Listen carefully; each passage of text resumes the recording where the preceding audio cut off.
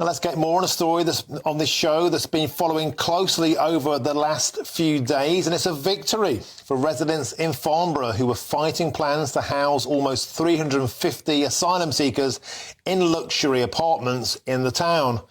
And the new block of over 100 flats were available for rent at £1,400 per month before it was suddenly taken over by the Home Office. But after an outcry from many locals, the plan has allegedly been paused with immediate effect.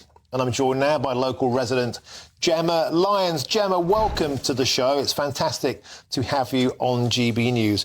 So, Gemma, I wanted to get a local's perspective on this because we hear about the sensation, we hear about the headlines. You live very locally. You're a mum. What is it about this development that concerns you, Gemma? I think, there's a lot of concerns and there's a lot of worries. I think any group, 300, 350 people strong, sort of dumped in one place from any war-torn country where all they've experienced is violence, is going to be a worry. We don't know who these people are. We don't know what trauma they've got from what they've seen.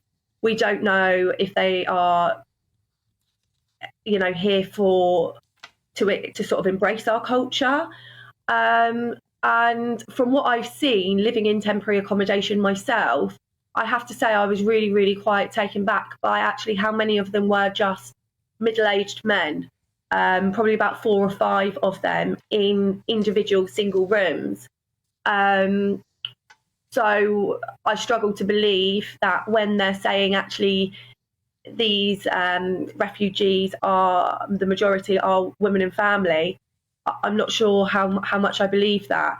I actually attended Farnborough Tech College, I still do, which is directly opposite. And last year my course was in the evening. Now, as a woman, as a young woman, walking past a group of men, knowing that they respect and value the same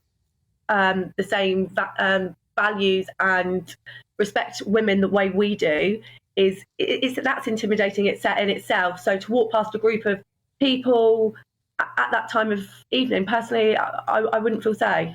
And it's a difficult one, isn't it? Because I think we all understand that these people, women and children, they do need somewhere to go. But I don't think that the strategies have been put in place.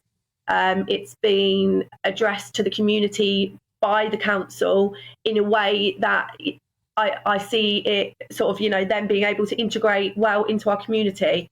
I think it's a case of we've got to be seen to be doing something. Let's plonk them there and forget about it. 300 people in a place where, I'm sorry, not many of us are welcoming them. It's already going to cause a lot of friction. And I worry that it's going to be a case of us and them.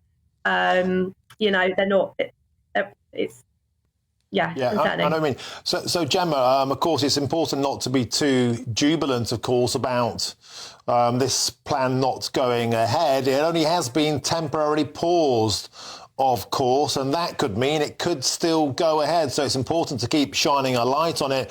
But the local MP, Mr. Doherty, claimed it's the wrong place altogether. But people in response have been saying, well, that's NIMBYism. And you've already said that these people need to live somewhere. Do you think the people saying that you're just a NIMBY, do they have a point, or they don't understand your locality?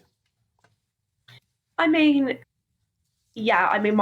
family, 5 generations of my family have lived and worked and put money into the economy surrounding this area. You're talking, this place is located in the middle of a fully functioning community. You've got an all-girls school up the road. You've got an all-boys school down the road, privately funded. You've got the college across the road. Not do I think it's just unfair on us, but actually on them as well. They're being set up probably not in the best way for them to settle and do what they've got to do. I don't really understand, what they'll be doing on a day-to-day basis. I know from friends and family that a universal credit pay packet. People are struggling to for them to see it go from month to month with that. I mean, so these people no doubt will probably be running out of money. They'll be bored in the middle of a fully functioning community. So I just think it was quite shocking how quickly the council made such a rash decision without informing or consulting anyone in the community. And for that reason alone, I find it worrying, because there has to be a strategy, there has to be a plan. There's a lot of people who I know, are welcoming of them.